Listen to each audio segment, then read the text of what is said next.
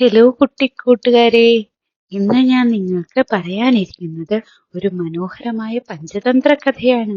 സിംഹവും മുയലും.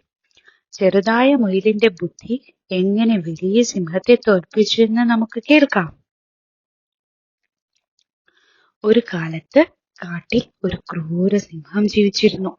അത് ദിവസവും നിരവധി മൃഗങ്ങളെ വേട്ടയാടി കൊല്ലുമായിരുന്നു. ഭയന്ന മൃഗങ്ങൾ ഒത്തുകൂടി സിംഹത്തോട് പറഞ്ഞു, രാജാവേ, ദിവസവും നമ്മിൽ പലരെ കൊല്ലേണ്ടി വരുന്നത് വേണ്ട. പകരം ഓരോ ദിവസവും ഒരു മൃഗം തന്നെ രാജാവിന് ഭക്ഷണമായി അയക്കാം. അങ്ങനെയാണെങ്കിൽ നന്നായിരിക്കും. സിംഹം അത് സമ്മതിച്ചു. ദിവസങ്ങൾ കടന്നു. ഒരു ദിവസം മുയലിന്റെ ഊഴമെത്തി. ചെറുതായ മുയൽ ഭയപ്പെടാതെ ഒരു തന്ത്രം ആലോചിച്ചു. അത് വൈകിയാണ് സിംഹത്തിന്റെ മുൻപിലെത്തിയത്. ക്രുദ്ധനായ സിംഹം ചോദിച്ചു, എന്തുകൊണ്ട് ഇത്ര വൈകി വന്നത്? മുയൽ വിനീതനായി പറഞ്ഞു, പ്രഭുവേ, വഴിയിൽ മറ്റൊരു വലിയ സിംഹം എന്നെ പിടിച്ചു.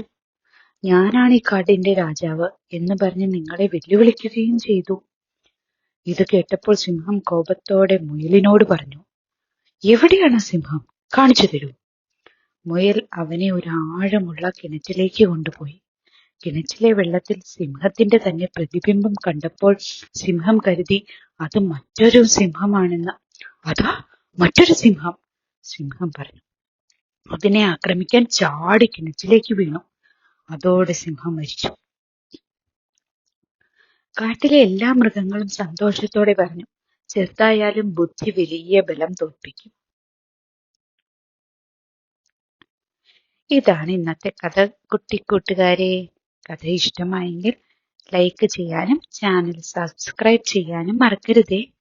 വീണ്ടും ഒരു മനോഹരമായ കഥയുമായി ഞാൻ വരാം. നന്ദി.